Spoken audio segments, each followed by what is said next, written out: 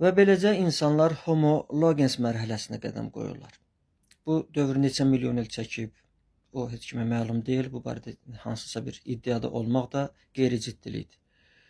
Danışan insan mərhələsindən sonra Homo legens və Homo scribens mərhələsi başlayır. Yəni oxuyan və yazan insan. Yazan insan dedikdə biz bugünkü kimi hərf birləşmələrindən ibarət kəlmələr, kəlmələrdən ibarət cümlələri nəzərdə tutmamalıyıq. O vaxtki insanın yazısı simvolikadır, işarələrdir.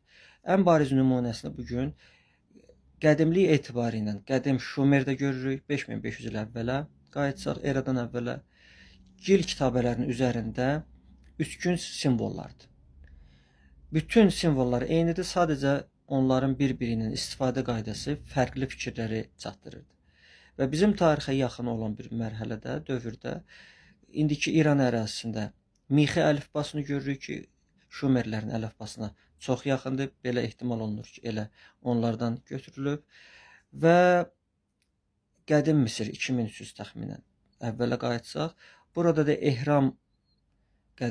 ehramdakı biz canlı və cansız əşyaların əksini biz görürük. İnsanlar bu formada bir-birinə yazırlar, fikirlərini çatdırırlar.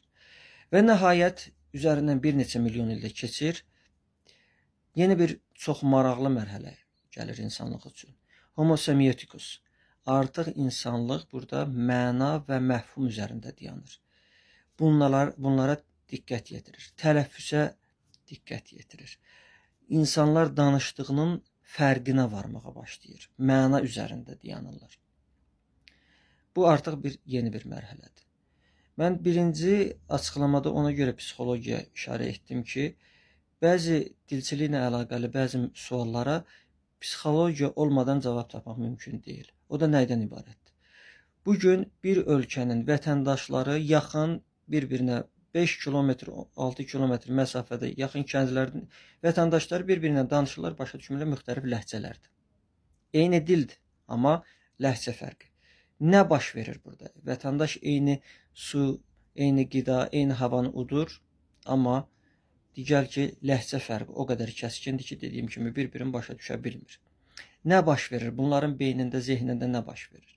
Müxtəlif kəlmələr ortaya gəlir ki, onlar eyni kəlmə müxtəlif mənalar kəsb etməyə başlayır. Çox mənalı sözlər deyirik biz bugün bunlara. Və bütün bunların cavabı hələ də ki bir dəqiq yekdil məxrəcə gəlib çata bilməyiblər. Çünki bu dərin bir psixoloji araşdırmadır.